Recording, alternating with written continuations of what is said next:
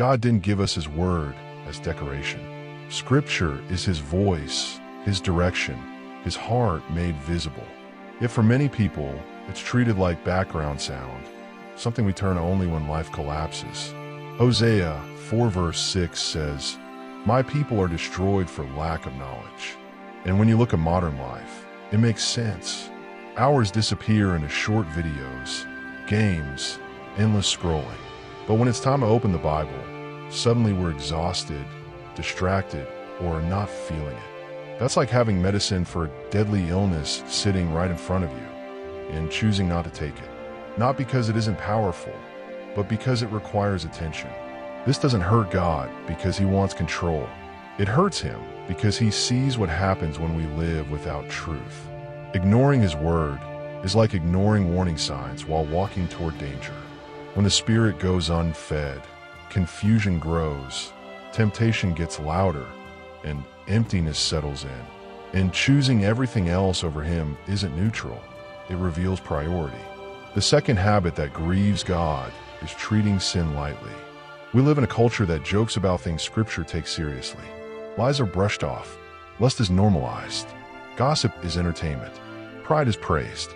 But Romans 6 verse 23 reminds us, the wages of sin is death. Today people say, it's not that deep. Everyone does it.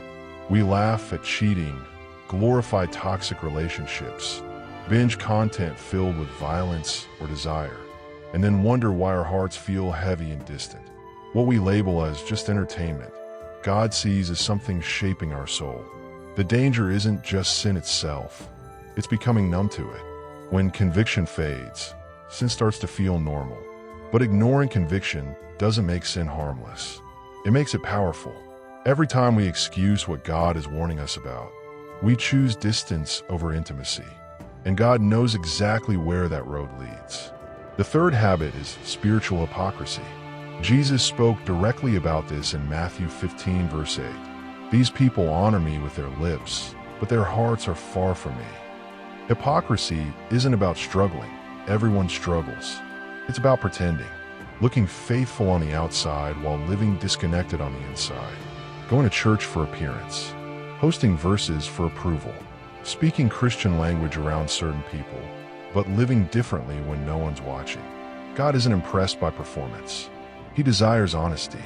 When faith becomes an image instead of a relationship, it reveals misplaced priorities. Jesus called this being a whitewashed tomb. Clean on the outside, empty within. It looks alive, but it isn't. And God doesn't bless what isn't real. The fourth habit is pride and self-dependence. Pride is living as though God is optional. It was the very thing that caused Lucifer's fall, and it's still one of the most dangerous traps today. Proverbs 16 verse 18 warns, "Pride goes before destruction, and a haughty spirit before fall." Why? Because pride shuts out humility, and humility is what draws God near. Our culture says, trust yourself. You don't need anyone. You're enough. It sounds empowering, but it quietly removes God from the picture. When success becomes self-made, prayer fades. When confidence replaces dependence, guidance is ignored. And when we stop acknowledging God, we slowly place ourselves in his position.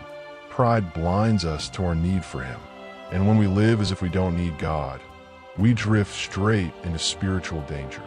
These habits may seem small, but left unchecked, they weaken faith, distort truth, and damage relationship with God. The real question is this: will you confront what's pulling you away, or continue to overlook it? If this message stirred something in you, don't rush past it. Pause, reflect, choose differently, comment, ready. If you're willing to let go of what's holding you back and move closer to God, and subscribe for more messages that challenge, refine, and strengthen your faith. Because sometimes the truth that confronts you is the same truth that sets you free.